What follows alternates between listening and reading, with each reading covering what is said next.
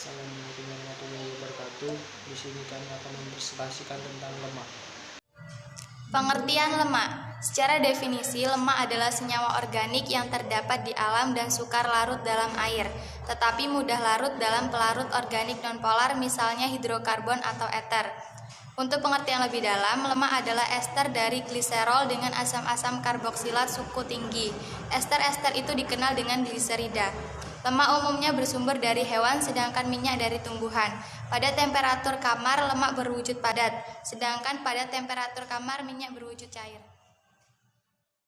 Klasifikasi lemak. Yang pertama, asam lemak adalah asam monokarboksilat alfatik rantai panjang yang dapat diperoleh dari hidrolisis lemak dan minyak. Yang kedua, trigliserida adalah ester dari asam lemak dan gliserol. Yang ketiga, fosfolipid adalah golongan senyawa lipid yang mengandung gugus ester fosfat dan merupakan bagian dari membran sel makhluk hidup. Yang keempat, steroid adalah senyawa organik lemak sterol tidak terhidrolisis yang dapat dari hasil reaksi penurunan dari terpena atau squalena.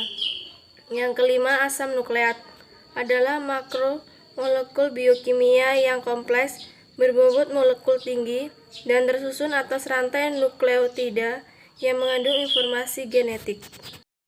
Sifat dan struktur. Sifat pertama, tidak dapat larut dalam air, tetapi larut dalam pelarut organik seperti eter, CH3+, benzen, alkohol atau es atau panas, silen, dan lain sebagainya.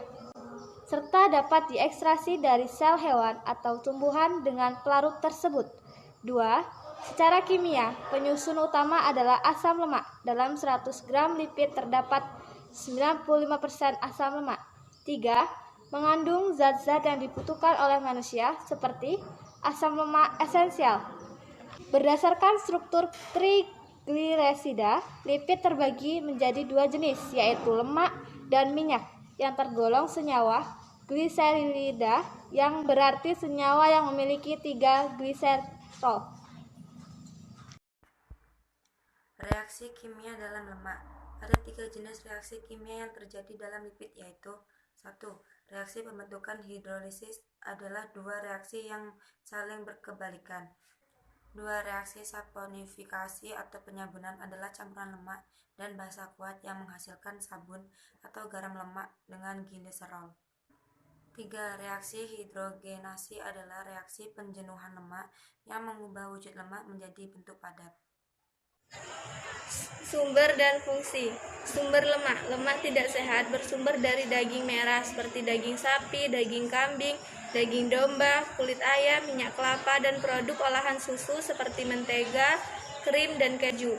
Adapun lemak sehat bersumber dari alpukat, ikan, tahu, daging ayam, kacang-kacangan, selai kacang, telur, dan juga minyak nabati. Fungsi lemak. 1. Minyak dan lemak. Minyak dan lemak merupakan sumber energi utama dan digunakan sebagai energi cadangan yang disimpan pada jaringan adiposa dalam tubuh. 2. Fosfolipid berfungsi sebagai pengangkut zat-zat yang melewati membran sel. 3. Steroid. Senyawa-senyawa steroid memiliki beberapa fungsi, misalnya. Sekian praktek dari kami akhiri. Wassalamualaikum warahmatullahi wabarakatuh.